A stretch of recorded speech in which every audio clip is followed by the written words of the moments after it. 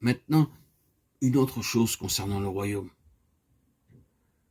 Le royaume est venu, mais il est toujours en expansion. Nous y sommes entrés, mais nous devons y entrer toujours. Il y a un petit mot à la fin de la lettre aux Hébreux. C'est pourquoi recevons un royaume inébranlable. Hébreux 12, 28. Le sens littéral paraphrasé de recevant est celui-ci, étant en cours de procédé de réception d'un royaume qui ne peut pas être ébranlé.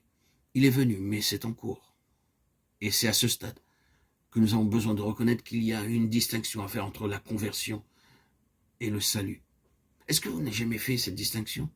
Il y a toute une différence entre la conversion et le salut. La conversion est une crise, quelque chose qui est arrivé, peut-être soudainement, à un certain moment, et qui s'est accompli. Le salut, c'est quelque chose qui a commencé.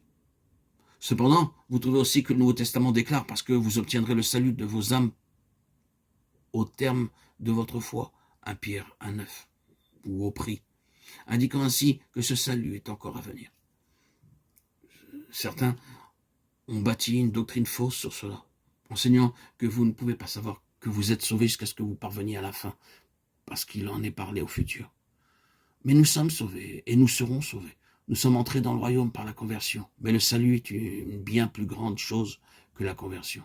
Oh, le salut est une chose vaste, c'est seulement un autre mot pour le royaume progressant sans cesse. Un bébé spirituel qui a juste reçu la vie divine n'a pas tout obtenu, sauf potentiellement.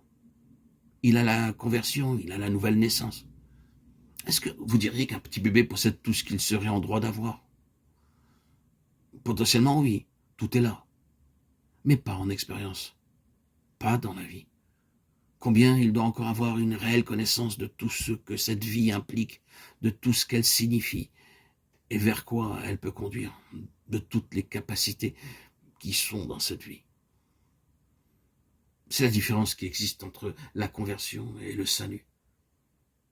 Le royaume est un vaste royaume. Son règne est un règne éternel. Ici, nous pourrons dire que son royaume est un royaume éternel. Daniel 4.3. Donné à l'empire de l'accroissement, il n'aura pas de fin. Ésaïe 9.7. Pas de fin veut dire simplement éternellement expansif. Est-ce que vous pouvez en faire juste une question géographique? Sûrement pas. Sûrement pas.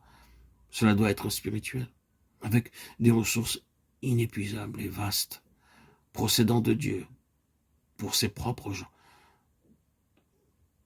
Cela nécessitera l'éternité pour le connaître et explorer toutes ses ressources, toutes les dimensions de son royaume.